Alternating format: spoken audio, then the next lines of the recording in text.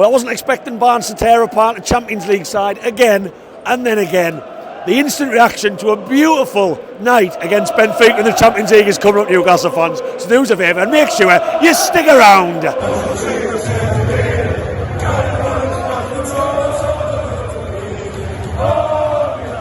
Oh, tell you what, Barnes really will tear you apart again. My God, I tell you what, we needed a reaction from Brighton and we got one, and that was much better. And you've got to be happy with back-to-back wins in the Champions League. You really do. And I've come out of that stadium with arguably our best player coming out of the side in Sandro Tonali. A totally changed midfield with Jacob Ramsey coming in, and we'll talk about him later in this video. I feel proud that we've gone up against a very experienced, not only manager in Jose Mourinho, but a very experienced Champions League side who play in this competition a lot more than we do. And we were the dominant side. Look, first half we started well. Benfica, I thought, really struggled to get any kind of decent possession, string any passes together in that opening 10-15 minutes, but then they started to grow into the game. It can take one moment and the momentum of a match can flip slightly. They got in behind, Dan Burn was left for dead, Nick Pope's called upon, and then they started probing, and they hit the bar at one point. But Newcastle sort of grew back into the game in the first half, and I think overall, look, we did create chances. We really did. There was one that was just cut out in the last seconds from a cross from Jacob Murphy. Bruno came close again with a cross from the right-hand side where all of our good work was coming from. And then Anthony Gordon, bang. Look, Voltemade is never always going to be able to support attacks when he's dropping so deep, the unique sort of striker he is, to link things up. And you need the likes of Gordon, who ran tirelessly all day, to support him when the ball goes wide. And my God, was he there. And he'd tell you what, his goal-scoring record in the Champions League, thanks to those 2 penalties as well, he's looking pretty tasty. And then we had something to build on. But I went in half-time and I thought, look, Nick Pope wasn't great in that first half. He was probably causing a little bit of nerves, definitely in the stands, but across maybe the whole team. I didn't think our intensity was there. And this Newcastle team is starting games slow this season. I think back to Forest. I think back to Brighton on Saturday, where we were much more up for it in the second half. So at half-time, you're thinking, right, it is a much-changed team. I'll take that into consideration. We did play 3 days ago. And then the second half, we just stepped it up. That's what this Newcastle team seems to do. As I just mentioned, step it up. And I thought we were so much better. Benfica had to drop a couple of yards. They were being hounded when they played the ball out from the goalkeeper like dogs. And that chokehold that this Newcastle stadium can offer, tactics aside, sometimes it's not always a tactical game, can really put the shits up opposition, and it did. And we saw a lot more success from that. Lewis Miley pushed on a couple of yards, and we started creating more and more chances, but you just felt like that second goal was going to be crucial. Lewis Miley missed a brilliant opportunity from a header from a beautiful Kieran Trippier cross. I couldn't believe he didn't hit the target. That's probably not an element of his game that he's known for. And we kept on probing. So many balls were going into the box. And then we get that all-important second. And we have to give an honourable mention to Nick Pope, who did have a pretty bad first half in terms of distribution. No Newcastle fan is ever going to feel comfortable with Nick Pope with the ball at his feet. But my God, the boy can throw. I refuse to believe that Nick Pope played football as a kid. He was someone who was good with his hands, spotted for having good reactions, and brought and taught to play as a goalkeeper. And what a throw it was. It was a steroid throw.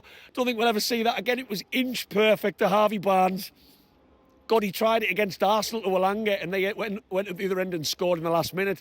That was disastrous. But Harvey Barnes, who never even got enough plaudits in the celebrations because everyone went to Pope, what a finish. It could not have been any more inch perfect than what it was, and it was. And that set us up, and Harvey Barnes had that impact, but we know that's what Harvey Barnes can bring. Maybe he's more suited to that right-hand side in terms of being able to get that shot off without being relied on to cut inside. Because we don't give him and he doesn't like to take a man on. So that maybe that's something for Eddie Howe to look at. That was great to see. I thought Joe Linton in the second half was the sort of sub you need. Yes, he was brought out the team. He hasn't been performing like the Joe Linton we know this season. He's looked a little bit unsure what his role is next to the technical, gifted players in Bruno and Tonali. But his aggression and how he impacted that second half when he came on was just what Newcastle needed when we were maybe looking that little bit leggy. So that was great to see. And then the third goal, mother of mercy. Voltemade, who was linking up brilliantly all night. Yes, he maybe didn't get the chances that he would have liked. He flashed one past the post in the second half. But that was a lovely move. Gordon, Voltemade. Gordon carried it on. He could have played it back to Voltemade. But there's Barnes again, waiting because, again, without sounding like a stuck record, that's what he does. And it was a lovely finish under the goalkeeper. Crash, bang, wallop. And then we kept on going, which was nice to see. We could have sat back and just camped in. But Miley kept on pushing on. He kept on probing.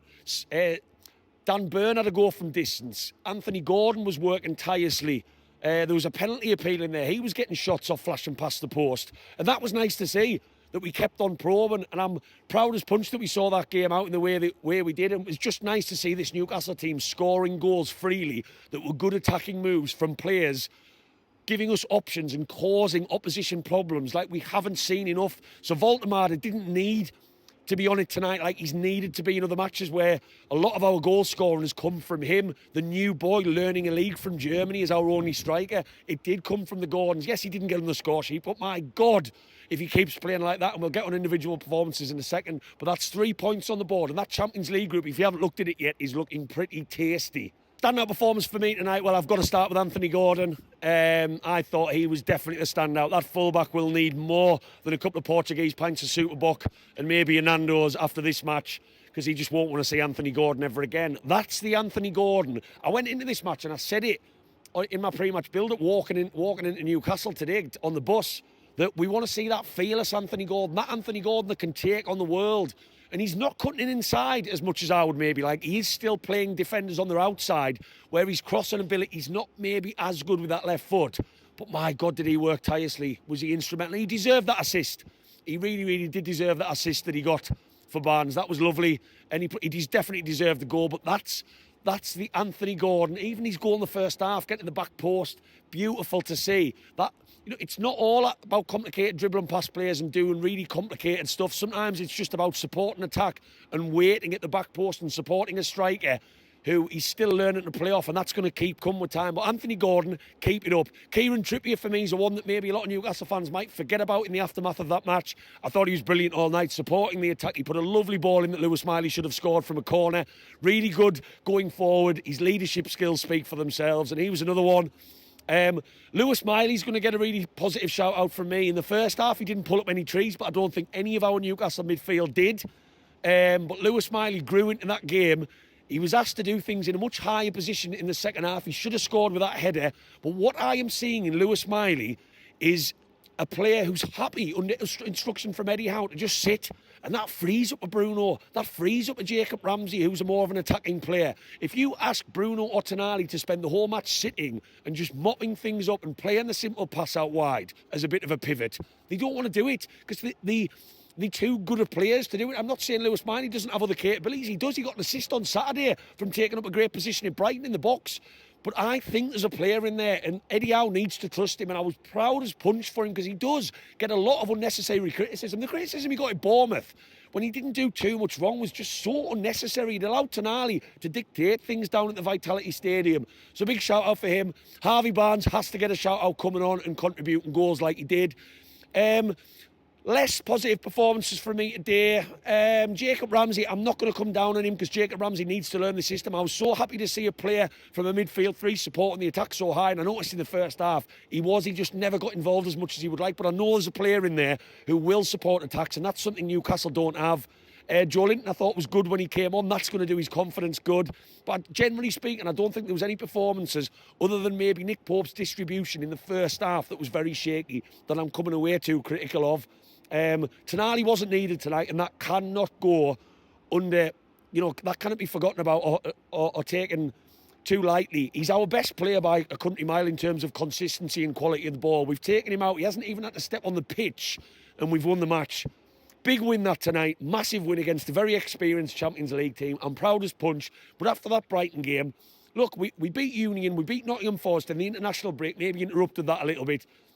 Was the tired legs at Brighton? Yes, but I'm not buying that too much because every team has to deal with that. What we need to see now is a consistent bit of performance, and I think we can still step it up. We need to start matches faster than what we did tonight against Fulham on Saturday. Newcastle fans, do me a favour, whack that like and that subscribe. A like goes a long way to helping this video go places if you've stuck around this long. There will be a full match flow coming after this instant reaction video where I got amongst it with the Benfica fans before, who was certainly louder than what they will be now coming out of the stadium. And then, of course, all of the lovely fan thoughts coming after. So whack that subscribe and make sure you don't miss that video. I'll get black and white banter across all social media. I'm even being asked to go on Sky Sports these days. And after a lovely 3 points in the Champions League, Jose Mourinho, you might be speaking well of this club, but you might not be in that dressing room after. Keep the faith, and on to Fulham we go. How are you, lad?